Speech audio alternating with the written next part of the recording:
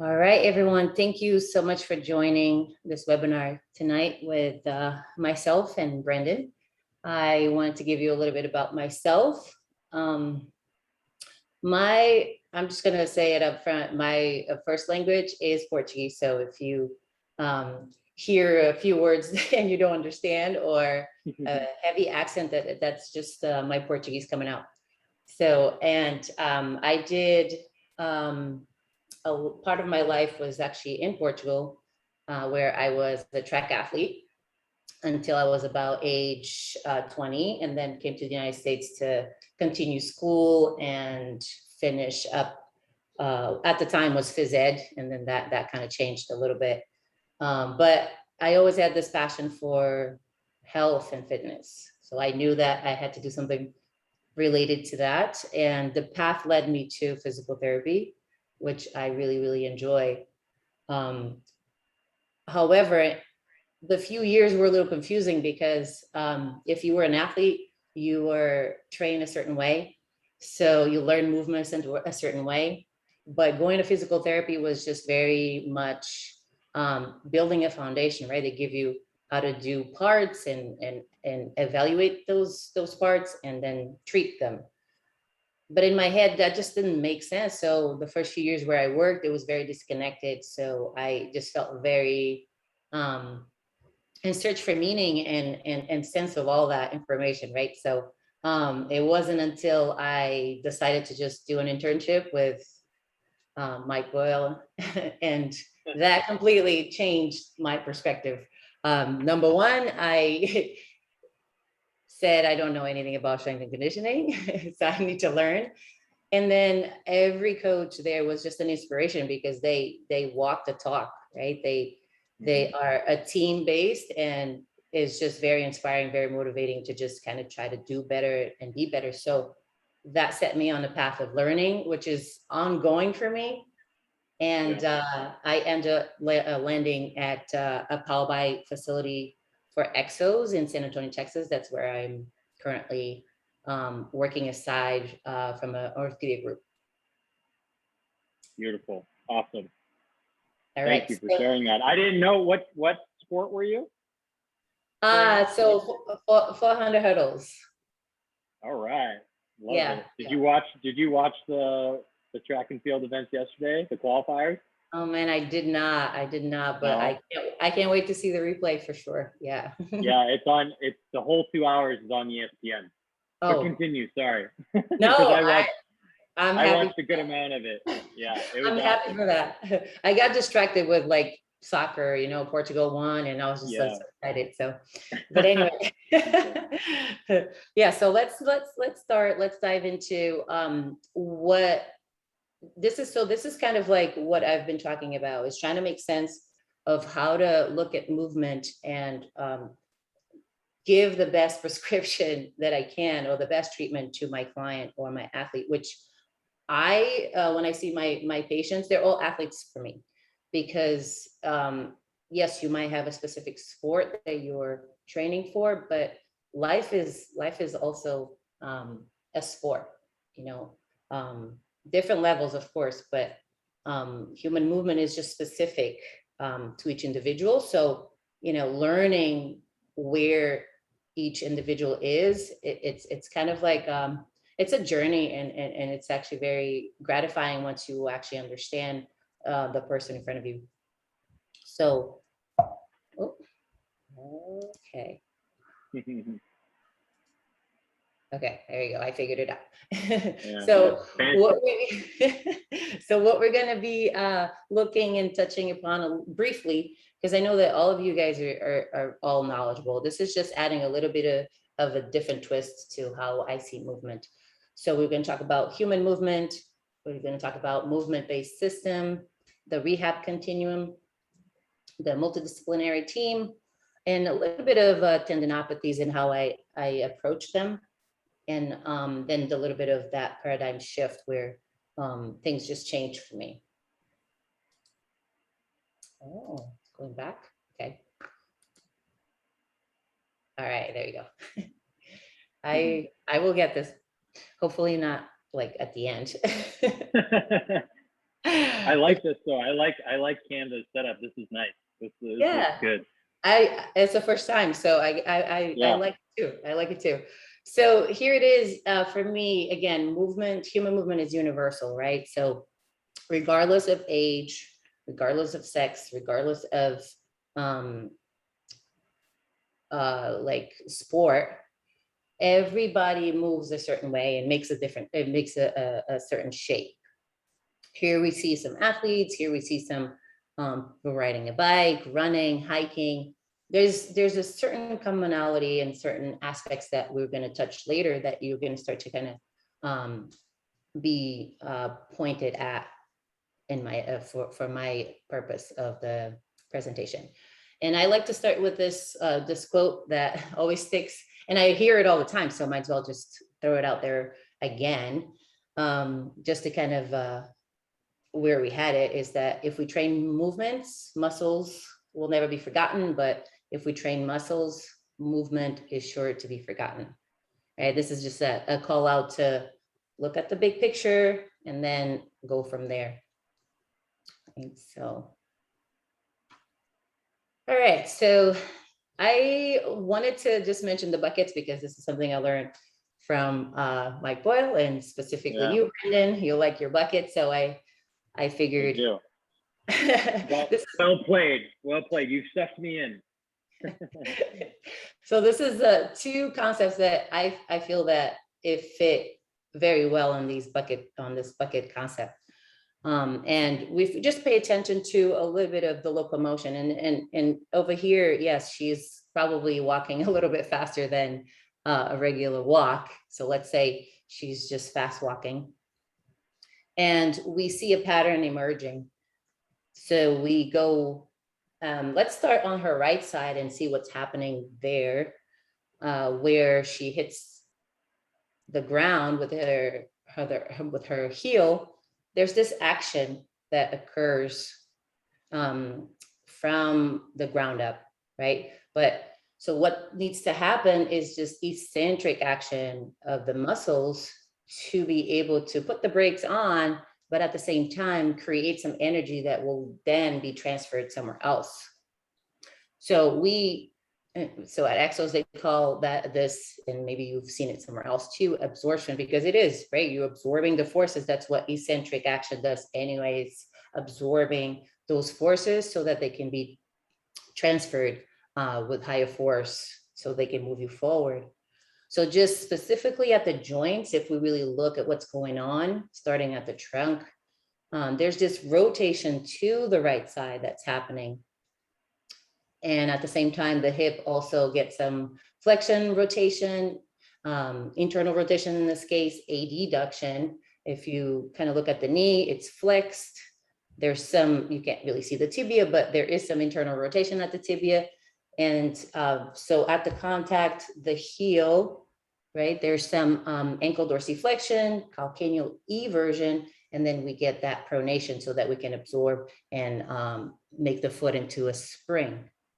Mm-hmm. Now, so from here, what happens next is that leg then changes and goes totally opposite, right? So be able to transfer that force forward. So things reverse. So now the foot is supinating. There's calcaneal eversion. There's ankle plantar flexion. There's tibial external rotation. The knee extends, the hip extends, a little bit of external rotation there too. And then the trunk rotates to the opposite side, right? So this happens without us really noticing, right? And especially when we're looking at movement for my clients, and Brandon, you can kind of talk about this a little bit with athletes. It's super fast, so you're not going to be seeing this. You're like, oh, I'm going to look at trunk rotation. No, it just happens so fast that we will see this expression if there's a fault, for example. Then you can kind of see, oh, do they have a limitation in one of these that's causing either fatigue, either slow or actually decrease in performance, pain, right? That's the main thing. Or do they just look awkward, out of breath? So sometimes just kind of taking a quick glance on this and trying to see if they all kind of fit so that the expression of movement is more fluent. So let me just, okay, there you go. So, I was proud of this squiggly. So, I like this. so basically this is it, right? We were just talking about, it's that undulation between absorption and propulsion, or flexion, rotation, extension, rotation. We're always feeding in and out of this without us really realizing, right? So why does this matter, right? So it matters because, let's say someone lacks thorax rotation, right? So they're not rotating, and this happens a lot because we get out of breath, we're not rotating, right? We're breathing here and we're just moving the arms sometimes. So if the thorax is not rotating, then there's going to be limitations elsewhere, either above or below. And then we have to figure out where, right? Because the athletes are, especially athletes, they're very sneaky and they find ways, right? They find ways to hide that. Usually a general population is much easier to find that because it's just, they don't move. So it's well, more like you were saying, it's, if you're not, for example, if your thorax isn't moving, then you're going to have to absorb that energy through other tissues that aren't necessarily made to absorb force, like your joint. Right. Exactly. It could be joints, it could be the muscles, it could be tendons, ligaments. It just depends on your sport, because another thing that happens with sport is that sometimes it's very one-sided, right? So athletes already come with asymmetries. They're not perfect. So we're not trying to correct that, but we're definitely trying to optimize where they're at so that their performance it's enhanced. Yeah. So. All right, so then I found another little one. So basically what we're just saying, so do we have the necessary biomechanical prerequisites of these little parts? It's almost like a little puzzle. It's almost like that little jigsaw puzzle that I never was able to figure it out. But it's kind of asking the questions, where do we start? Because it's daunting, right? Like say, and maybe an athlete it's not, because they can tell you. Athletes are very good about, most athletes are very good about telling you exactly what the issue is.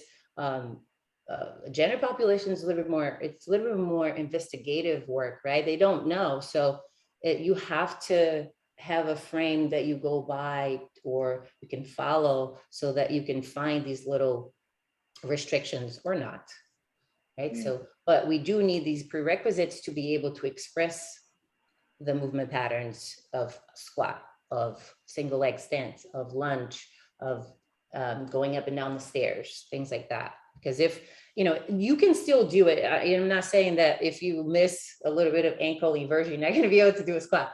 No, that's not the point. The point is having a frame that can identify that, because sometimes clients say on the history, oh, I sprained my ankle like 20 years ago, that like they just brush it off. And it's like, no, like that's important. I need to know, because maybe that neck pain that you have, I need to go dig on your ankle to see if there's any restrictions, right? So that's where it becomes important.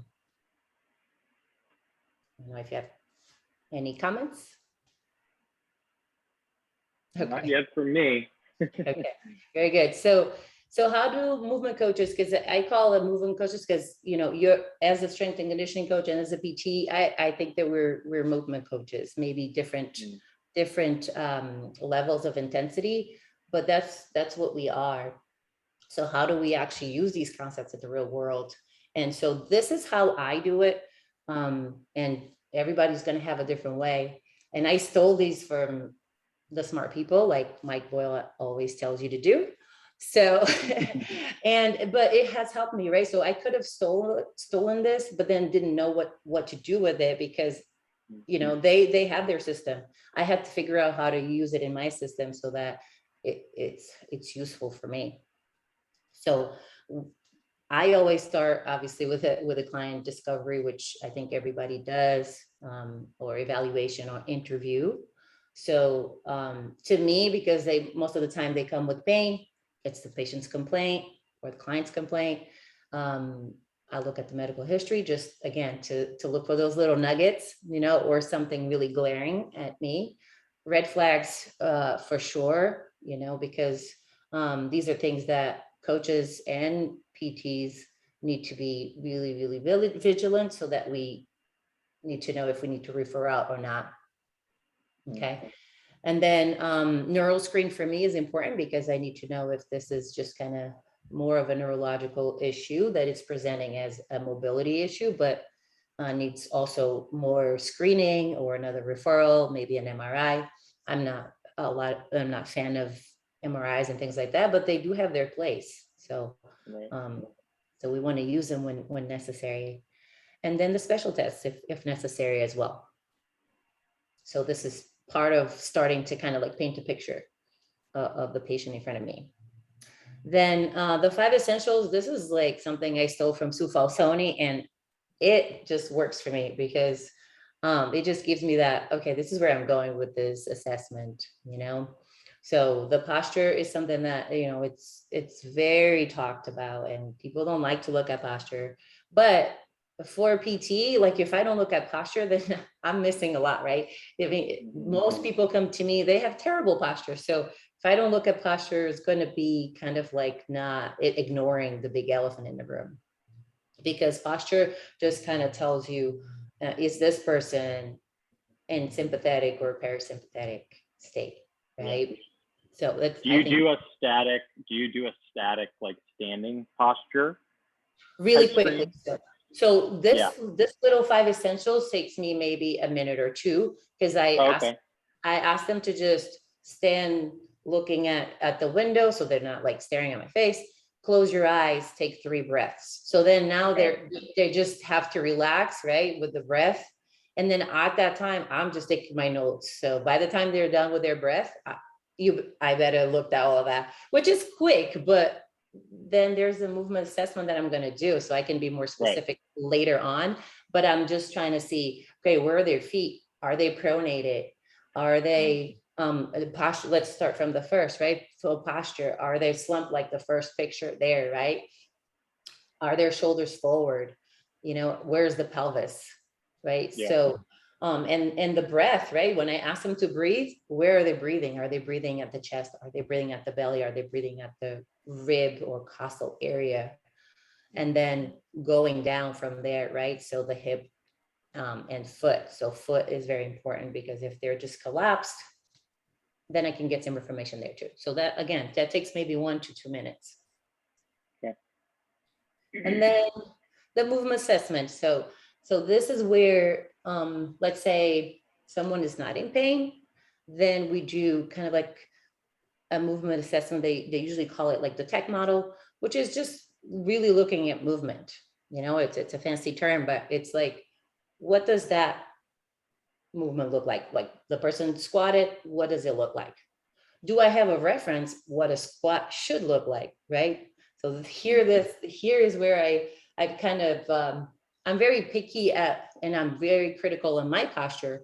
And I really work hard, because I know that my squat is not perfect, but I have the responsibility to show this person, and I learned this from you guys, I need to show this person the reference. Like if I'm doing a terrible squat, she's going to do a terrible squat, right? Because that's what she's watching. So what does it look like? What should it look like? And why? So these are the little things that are in my head. It's like, why does she squatting like that? And the squat, it's loaded, right? The squat is loaded. It can be so many things. And then if there is pain, I do the SFMA or something similar to it. Not all the time, right? Because so it would be nice, and especially in the beginning, it's going to take some time. So I sometimes don't have an hour to spend with a patient. And so, but I know that that person is going to come back later that week, so I can finish it up, or because I see a lot of post-ops, I'm not going to do an SFMA on a post-op. But guess what? You will be doing a top tier or something like that, something similar. Like I can still see what your neck is doing. I can still see what your shoulders are doing. I can see what your thorax is doing, because we can drive a lot of the thorax to start to prime the movement to when you're ready to do the squat. Right. right? And So I don't know if you're going to get into this, but is there like a clearance, like post-op? Do you take them then through an SFMA to clear them, or an FMS?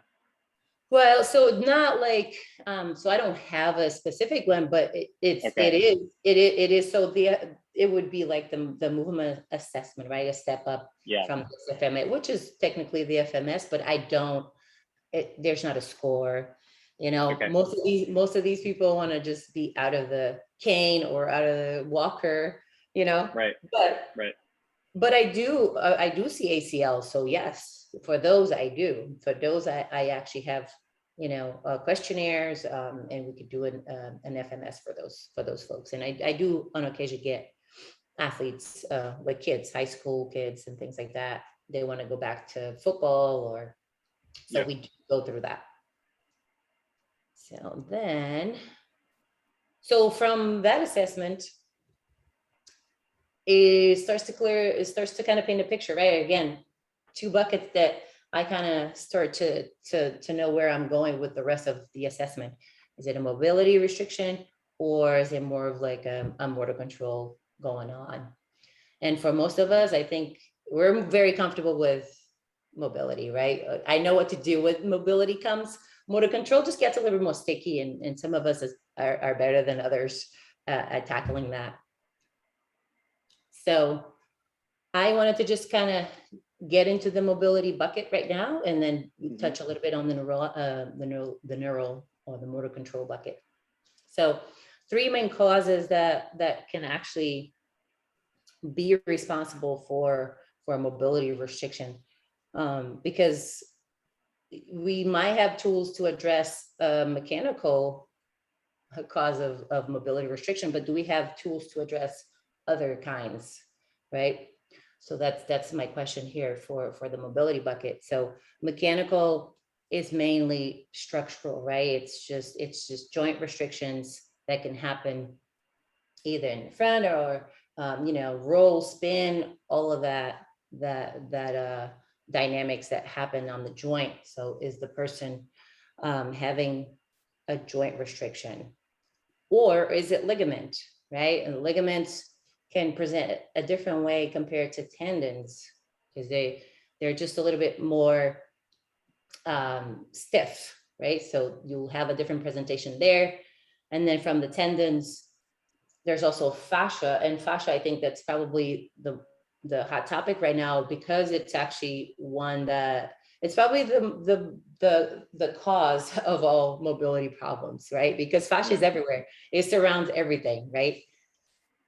It surrounds your muscles, it surrounds organs, it's just everywhere. So if you had appendix or your appendix removed, guess what? You might have some restriction because there's a scar tissue somewhere, right? So so sometimes hip flexion might be a little restricted for many reasons.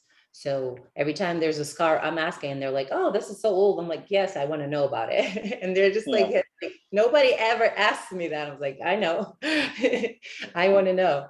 So and then growth spurs, right? This is so funny because my cousin, he, it's crazy because one year I saw him, he was just like my height, and now he's like almost 7 feet. I'm like, what the heck happened to you? And he's just being scouted, and it's just, you know, it's crazy. So for him, and I see him through social media now because he's somewhere in Pennsylvania, or I don't even know, he's trying to decide where to go. And I see his knees wrapped, and I'm in my head, I'm like, yes, I bet you grew so fast that your muscles sometimes don't catch up, right? So Right. some of these kids are going to have mobility restrictions, but it's because things don't grow at the same rate. No, bones grow much faster.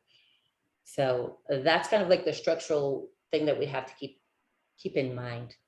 Now, chemical, ooh, that's a big one, right? So inflammation, I think that's kind of like everyone might have some kind of inflammation going on, right? Either Yeah. from your hard workout that you did, or you know, you caught a flu, or some bacterial or some virus going on. So inflammation can restrict your mobility. So that could be a cause. And then ischemia is a big one too. and ischemia can be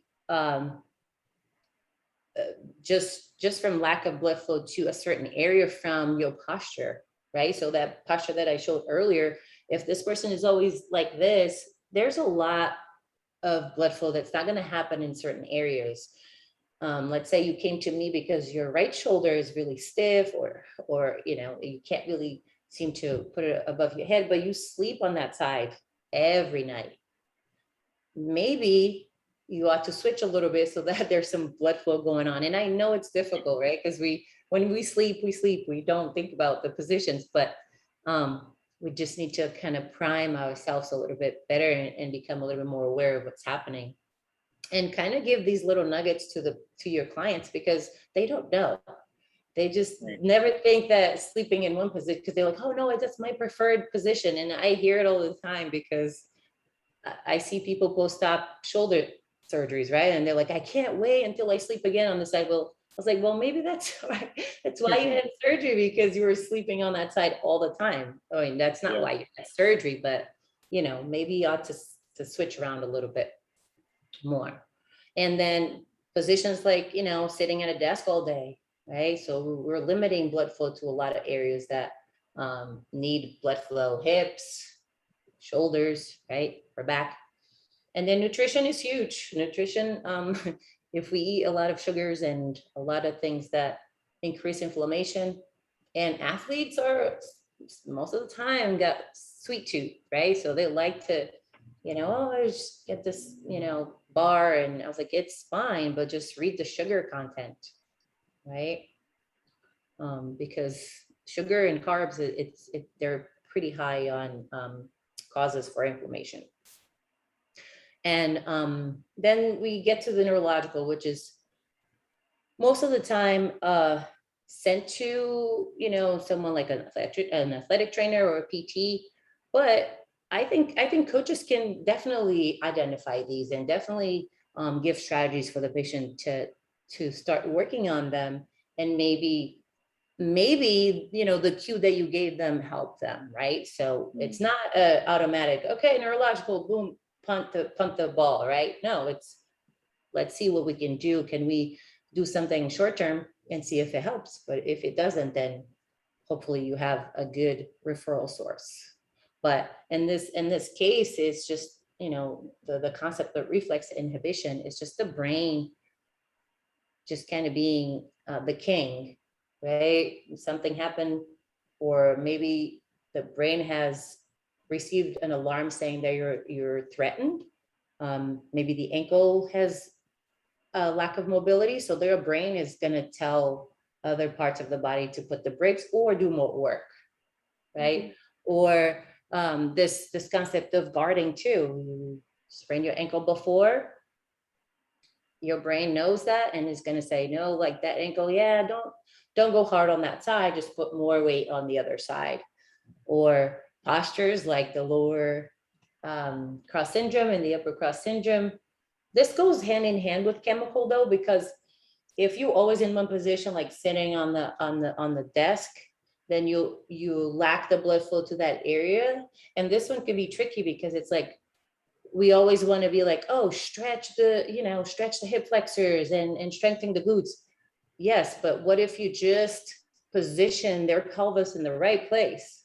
And then your brain is like, oh, I know that position. So let's go. Now I'm on, like, and you just stretch the hip flexors for no reason, or you just did a ton of bridges for no reason, right? So that's how I look at the lower cross and upper cross syndrome, because it can be so daunting, because you're just going to be like, okay, I'm just going to stretch the upper traps and or stretch the pecs and strengthen the back muscles. Okay. But if the person doesn't have the strategy in their brain to find what center of mass is for them, let's say, it's at the pelvis, but you're correcting up here at the upper thoracic, it's still not going to click. So eventually they're strong, but they're, your strength and their dysfunction a little bit. So much of it is teaching them awareness. Exactly.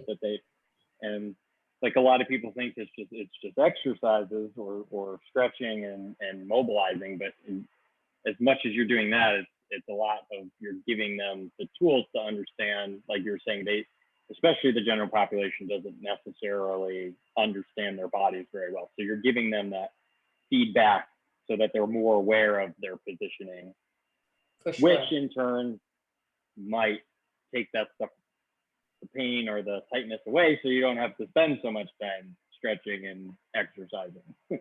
Exactly. Yeah.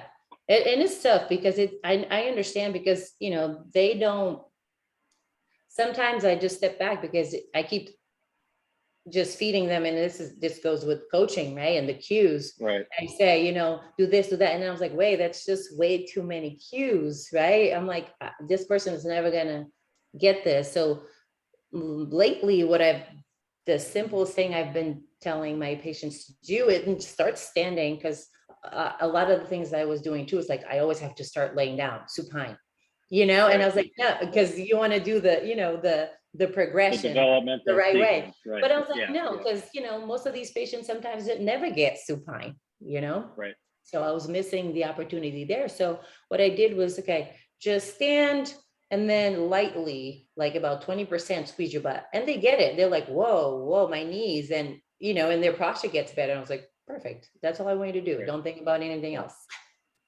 You didn't have to go to the ground and do bridges to get that. You just started with awareness. Right.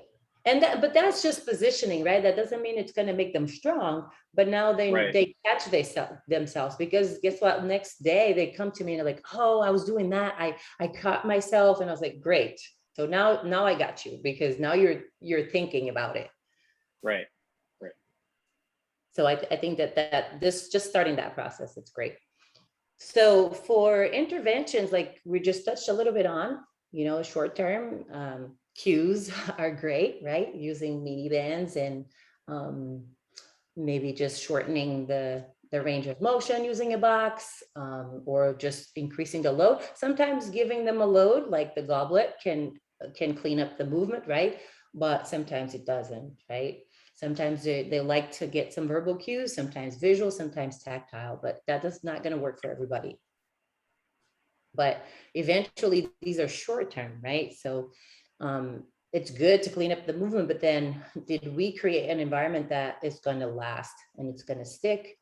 And sometimes that just means we need to just figure it out, the positional faults, right? What are the joint or soft tissue restrictions that are there through your assessment that can lead you to targeted interventions, right? So then you're specific, you're actually addressing the reason why something is not in the right place. And this takes that constant check, recheck, right? So you do something, you test it out and see if that helped improve the movement. So then that's where the rehab continue comes. And for me, I would love, I'm not right now, but I would love to be in a facility where you do have more of a communication with a coach. But but if you do know, I do have a couple coaches that I've just got in contact, as I say, hey, can I just go and observe? And then now they do send me people, or vice versa, right? We just build that relationship. But when someone comes with an injury, usually they will see a physical therapist, right? They just had surgery, or they just had an hamstring strain, or they have really acute pain. They come and see the physical therapist most of the time. It could be a chiropractor, it could be an athletic trainer. But then at some point they will transition. So for me, rehab is when all these people should be involved, right? The PT, the athletic trainer, the coach, the physician, the parents, especially if it's kids, because the parents sometimes are the worst, because they're like, no, just keep practicing, you're going to be the next da da da da. You can fill it in, you can fill the blanks. But they're, or the parents are actually athletes themselves. That's worse. I had like parents that are like pushing these kids, and then no wonder they're injured, right? It's not even the kid. So I think that this is important, so they can see where the person is, what they need, And if we need some help anywhere, right? So training then starts to kind of go more towards the coaches. But I think dietitian is super important here, right? Because you want to optimize their training. So, or if you have some knowledge about nutrition and you can give them some guidance, then I think that that's huge. But the parents again should be involved because again, they're the ones that cook at home, right? They're the ones that provide all um, of the support at home, so they should be also involved. And then from here we go into life and sport. That should definitely be a team approach because um, especially athletes, they need so many things. Athletes are like divas, right? They need behavioral, they need recovery, they need it. And you know, most of them they don't have it. But they, you know, you don't have to be in the Olympics, you don't have to be in a pro sports team to need all of those things. Yeah. You know, so and again, team, everyone achieves more when we work as a team. So and not to forget that in the middle of all of this, that's the patient, right? That's the most important thing that we're trying to optimize, and that's our ultimate goal, is to make that person in front of us better. Okay.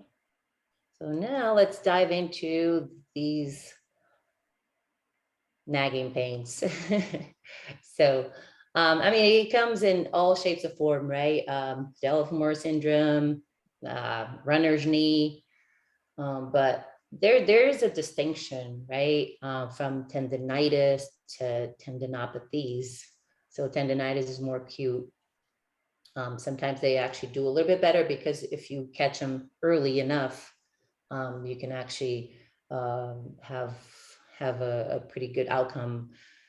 It's when they become tendinop. And so if we're not careful and that don't just brush it off, say, oh, you know, you're just a little sore or whatever, just go foam roll or just go do this and not assess. Let's say if you're you know, in good position, instead of yeah, just roll or just lower the load, right? Because we all do it.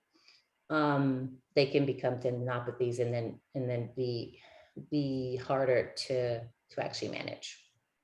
You know, because tendons are very resilient. They're made to sustain crazy amounts of forces, but they do tear, you know, and then this constant tearing, this constant cycle, that's what makes this into a tendinopathy.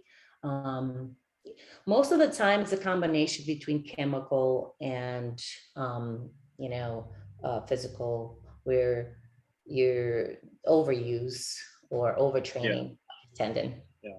right? So they don't have time to actually repair because you're training again, or you're doing something else, or you're eating poorly, or you're not sleeping, or you're not recovering, right? So there's a lot, and that's why I was saying in that slide, every athlete needs that little team, because it's hard to manage this on your own when you, especially when you don't know that these things are happening, because they're so focused on being the best. So, but basically, you know, how do they show up or how they happen, touching a little bit more on specific things, other than the overuse that I just mentioned, overtraining, nutrition, sleep, is these movement inefficiencies and things like growth spurs, like Sever's disease. A lot of kids go through this, or on the Achilles tendon too. Mm-hmm. So it's hard to manage, right? But Omi is brilliant mind, and he just simply put that tendinopathies could be an expression of movement efficiency, energy leaks, or path of least resistance in the system, right? So if we are in a bad position, something else, like you mentioned, Brendan, is going to have to do the work. So this energy leak, then it's going to start to happen. Your performance is going to be affected, and then eventually, hopefully not, but you know, can lead to injury. So, for example, the ankle could be affecting the knee, or the hip could be affecting the knee in the back, or the shoulder could be leading to your elbow tendinopathy, or your lack of wrist extension could lead to your elbow. For sure. Yeah, yeah, For sure. I mean, I've even seen, which is a little far off, but sometimes not, right? Shoulder pain, opposite side, and then not shoulder pain, but knee pain, but then the shoulder on the opposite side is restricted, right? And then they right. had an injury years ago.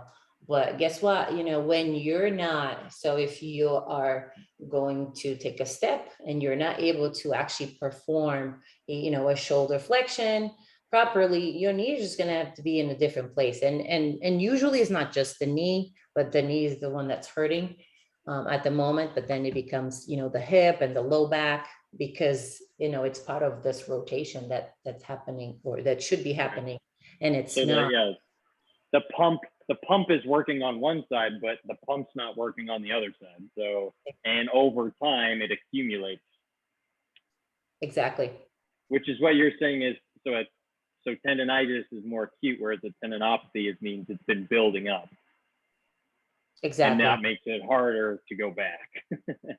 Yeah, exactly. So, but if you have so if you are able to actually look at these movement based things, right? You actually able to kind of see, oh, so what does the movement look like, and what it should look like? Then you can start to formulate a hypothesis actually in finding out, especially I know you are also a massage therapist, so you know what joints should feel like. So if they're restricted, maybe they need to be further assessed.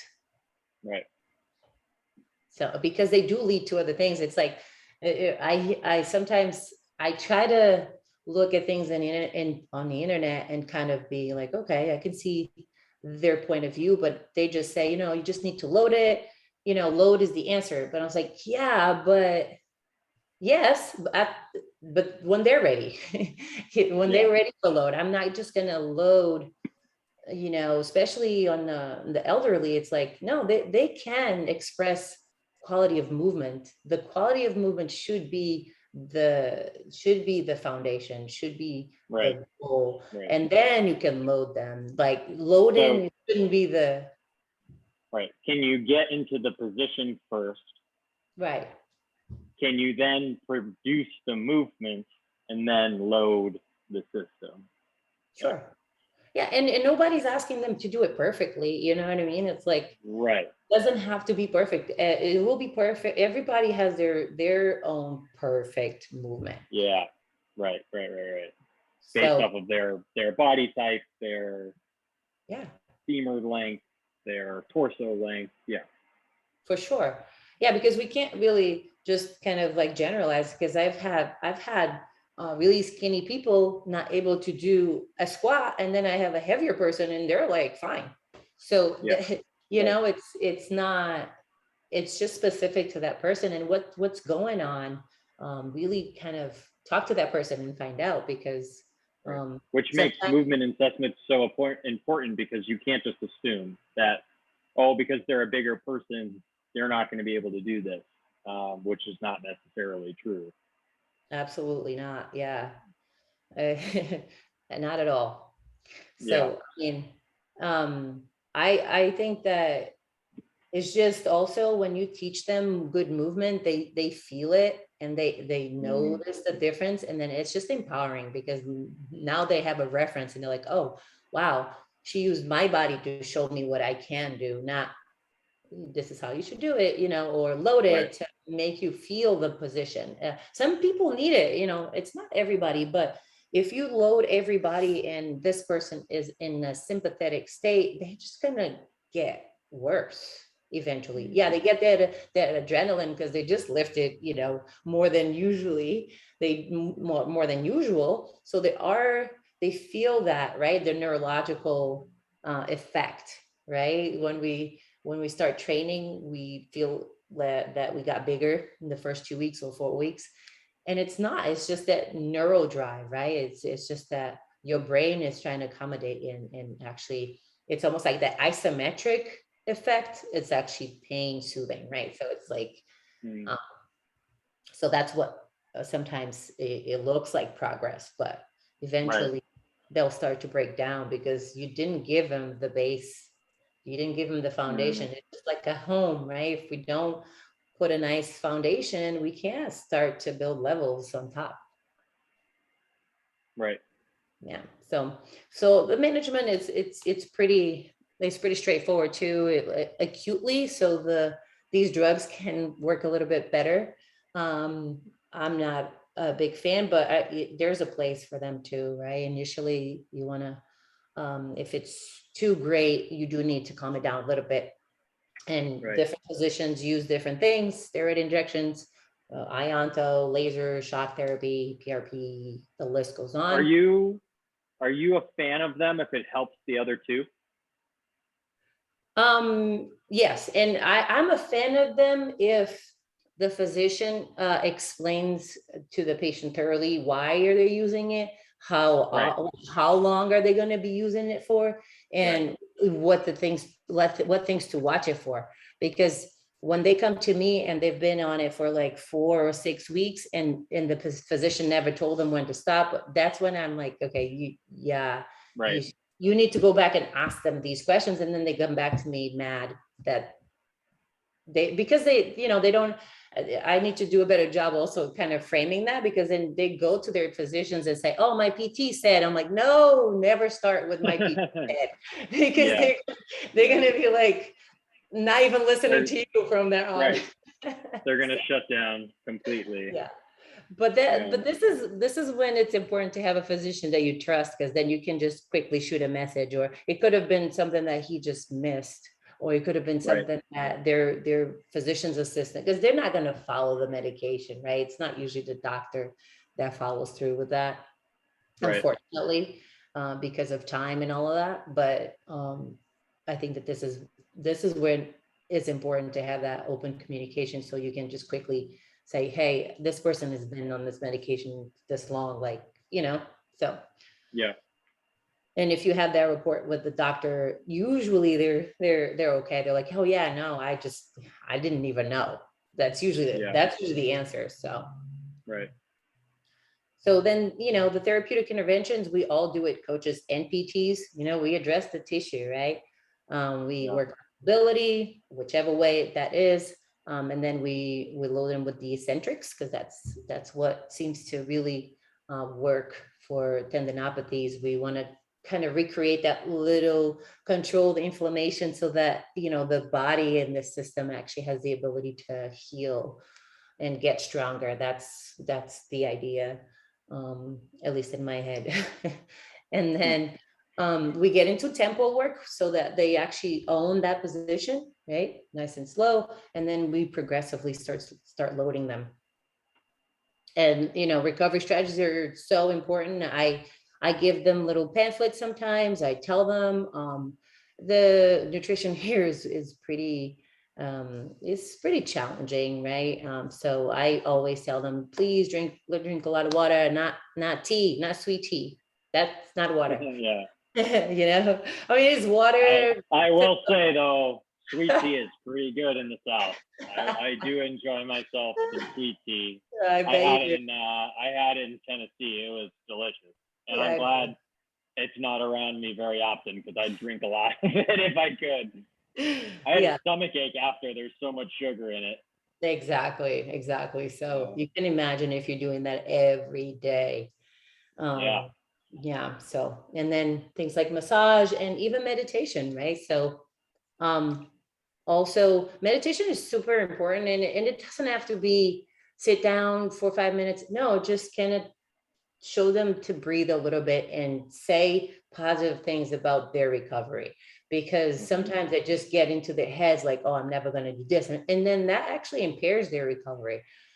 Just Right. have a positive outcome. The meditation And I can mean, be if you think your knee is going to hurt, you're going to move differently.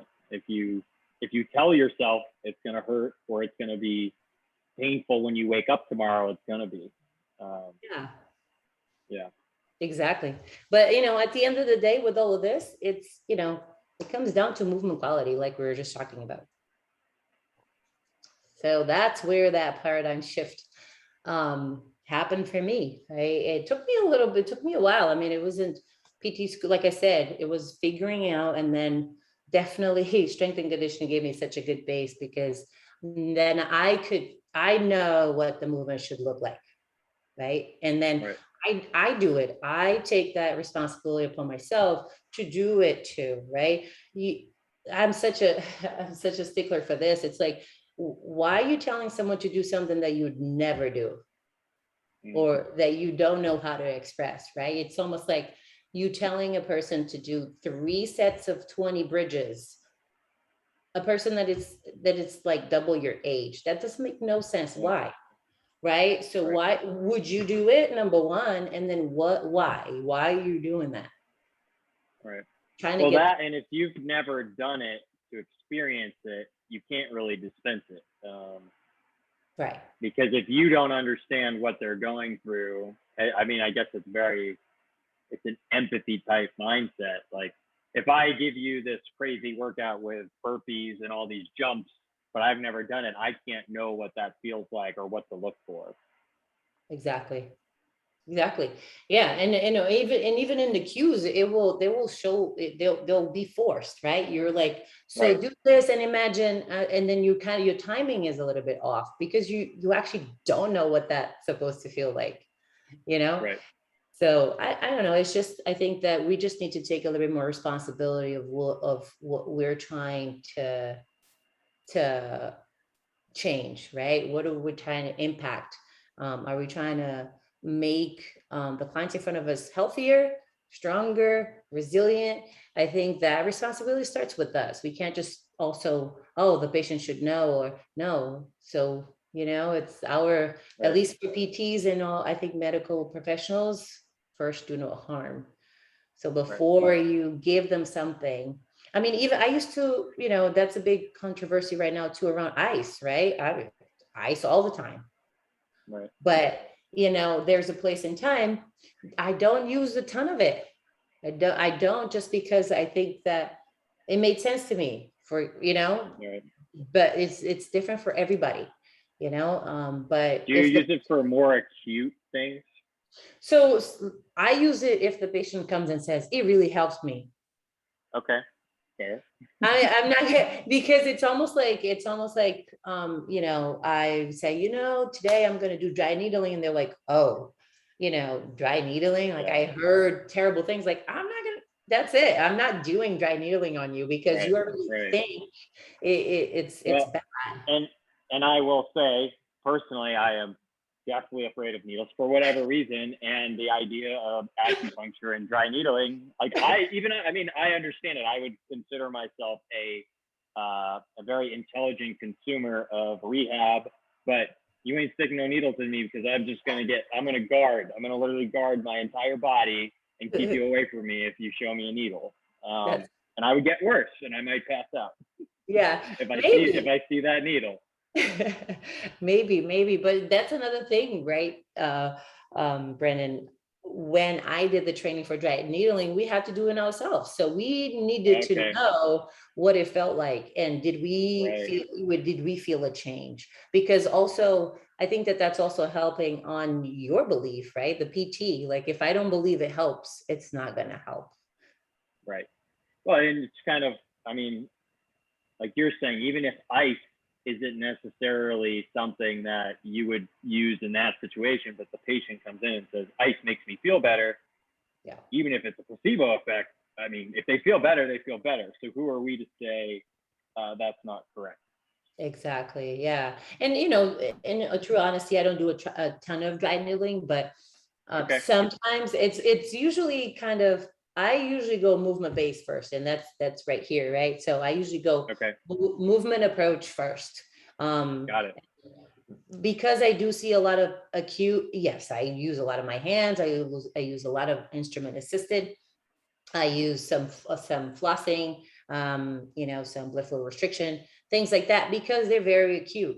But for a person that, like, a chronic low back pain, most of the time I don't really go hands-on, so that they don't get um, that idea that it's just going to be passive, right? A Right. chronic issue has to be resolved with movement. So I just teach them a little bit of, feeling comfortable with movement. And sometimes that's just from breathing. That's it, breathing in the right space.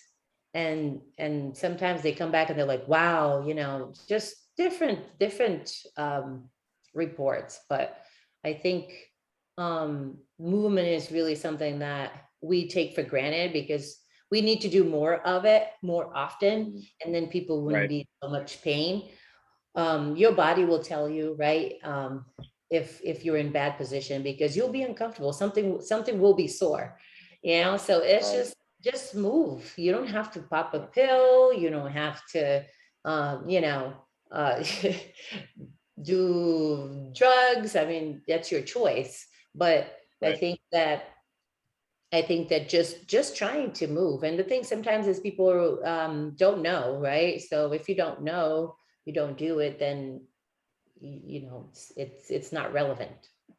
So, question for you: are you saying you go? So your first intervention is movement, positioning, and active first. Then from there, you would then apply the passive modality or intervention. So that is for usually a chronic person, yes. Okay, chronic. If Okay, got it. if needed, I would use. And usually, like what I've found that, for example, let's take low back pain, right? Because that's usually the most common. Yeah. I've Yeah. actually found that, and I've treated many patients like this, is I also do cupping. And actually, what I do is, because they're like, oh, my low back. So I just place the cups on the low back and have them move with the cups. Yeah. So now you're Yeah. moving. So you're doing, let's say quad rocking, and then quad with cross arm rotation, so that they can encourage that thoracic rotation. Because that's usually low back is what? Hip mobility and thoracic. So I'm like, you're going to be rocking and rotating with the cups. Right. And next time they come see me, they're like, wow. I don't know if the cups did. They probably did, because most of the time they're pretty dark. So there's Right. definitely areas of toxicity Right. involved. And then that's just the moving. I think the movement is what actually made it. It wasn't the cups. I never attributed to the Right. cups. Well, and what you're making me think is, so this whole, like you're saying, the big thing on fascia now is the cups are essentially sucking up the tissue, and then when you start moving, that tissue's sliding through those cups, Exactly. and you're getting the fascia. Basically, you're just getting the fascia. You're combing the fascia out. Exactly. So it's not necessarily the cups help with that, but what you're doing is the movement is what's doing the job and causing the fascia to either relax or Yeah.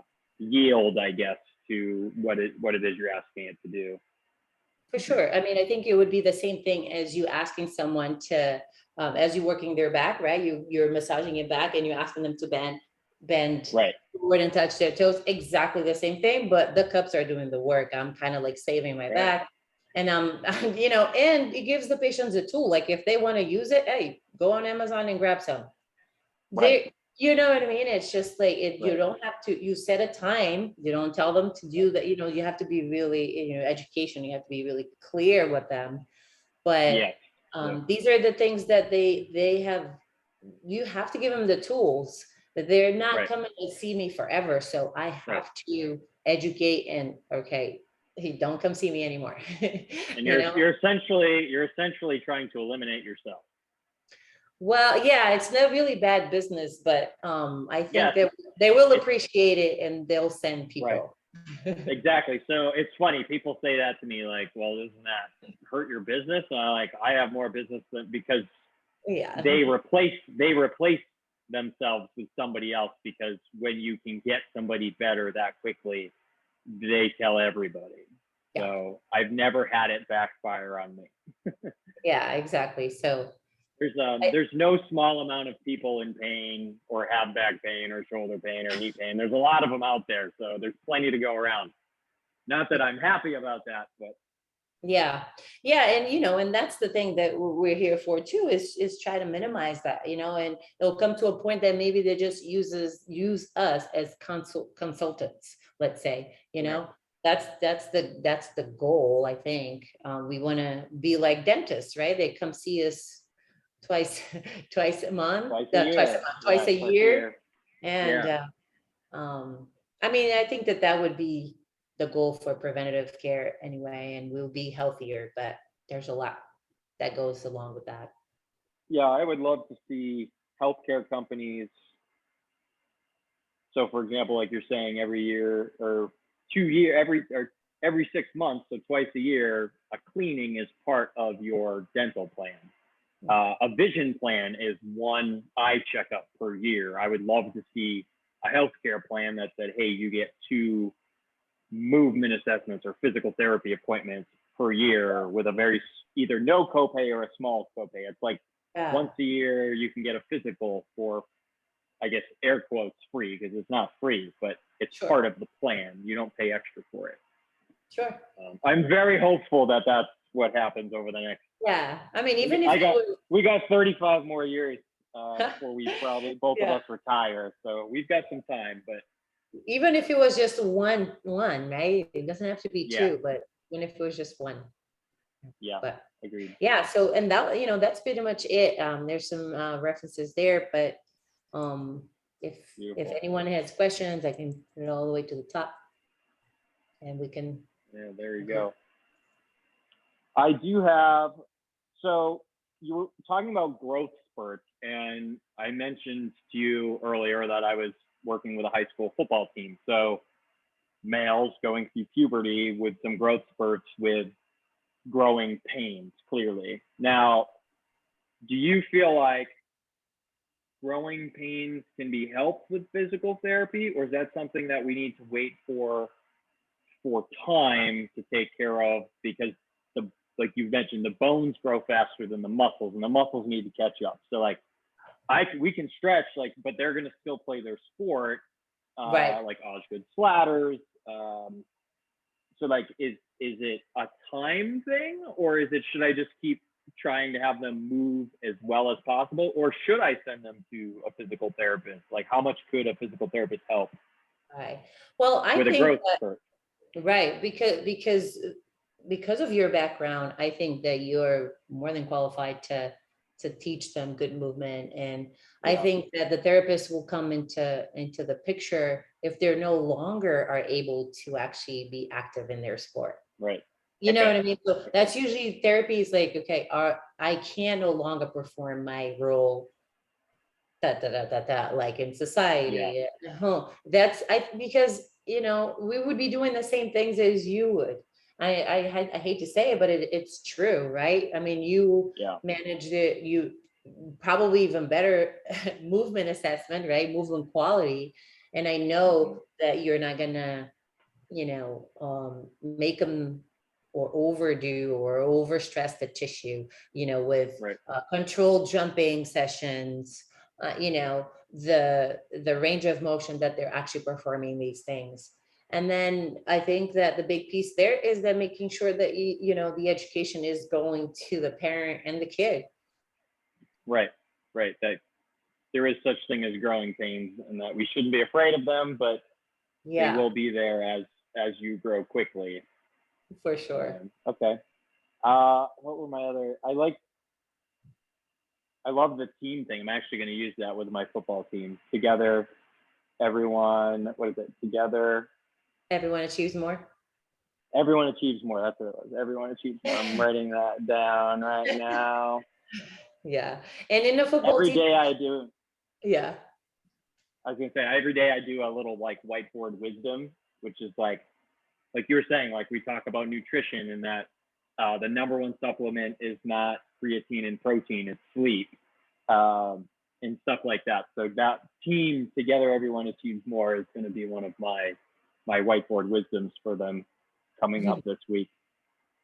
That's nice. Uh, well, and so I what I wanted you on here too, or kind of what spurred this idea, was also your your Instagram. So I want you to make sure that everybody knows how to follow you, because what I love is that you walk the walk and talk the talk. So every day you post a movement session, and what I love about them is that all of them are different. So sometimes it's like a just move day, right? Sometimes you got strength days. Some days you got speed or plyometric days. So I don't know if you want to, well, one, what is it? And then two, maybe talk a little bit about, because I think that would, like you said, you're walking the walk. And if when somebody sees that, they know they're in good hands, just based off of how you move yourself and take care of yourself. Yeah, I appreciate that. So then the Instagram handle is Dr. Elisa PT. And I haven't changed it because, it started as just having a page. And then, Yeah. um, you know, it started with just posting little exercise here and there. But then I said, there are actually people looking and looking for help. So I do need to be intentional about the things that I post. So, Right. I want to post something that it can be educational. And sometimes, yes, I do post about movement, stretching, sometimes it's nutrition, but it's my own, right? So those are the things that I do. Now, I think that it can be very applicable to anybody that would like to try it. It's Right. not just something I do that it's very complicated, because I see a lot of things on the internet. It's like, okay, yeah, you look great doing it, but like, not everybody's going to do that, you Right. know? Right. And I will say that everything you post is most people could do on their own, and they wouldn't get hurt, and they would Right. be fine doing it. It's nothing crazy, nothing that would put them in jeopardy of being injured. Right. And that's my main goal, is posting things that I know that people are not going to get hurt doing. Right. Right. So I do need some work on it a little bit, maybe make him a little bit more, maybe talk a little bit more, or maybe do a little bit more instructional. But I think that at the end of the day, if you're a visual person, you would get it, like, so that I'm very visual. So that's why I started that way. So if I see someone doing something, I'm like, oh, that's because I followed like Kevin's programs for the longest time. He would post like, because sometimes I didn't have time, and I was like, oh, that's great, Kevin, I really needed that. Right. Because I knew, that they are efficient, and I don't need to do anything sexy because people ask me all the time. I just did a little post about that. It's like, what do you do? And I'm like, I literally just move every day. I promise you in every position and every type of pattern that you can get in. Yeah. For sure. And get out in nature. I mean, that's COVID did this to us, to really, like, this is just a slap in the face. Like, you're not getting out enough. Yes, initially it was just kind of like, stay home. Right. But that was just to contain, right? But then it also showed that you could actually go outside with a mask if you preferred. But do things more outside. Appreciate me, right? Because nature is here to actually help us, not harm us. Right. And that's definitely one of the silver linings. I've never seen so many, like my wife and I, Jenny, will go for walks a couple times a week, but never in my life had I seen so many people out riding their bikes with their kids, getting out and moving, going for a walk. Unfortunately, now that people are vaccinated, they're not doing that anymore, but it was a wake up call that, like, hey, like, exercise doesn't just need to be the 24-hour fitness. Like, you can get out and move. You can work out in your garage. You can work out at home. You don't need a ton of equipment to take care of yourself and explore all those movements and ranges. Yeah. Sure. So silver linings. There's silver linings for everything, right? Yeah, for sure. But I would say, for people that are a little bit intimidated about movement and all that, find someone that you really, trust, because that is going to make your experience so much better, and not get you hurt.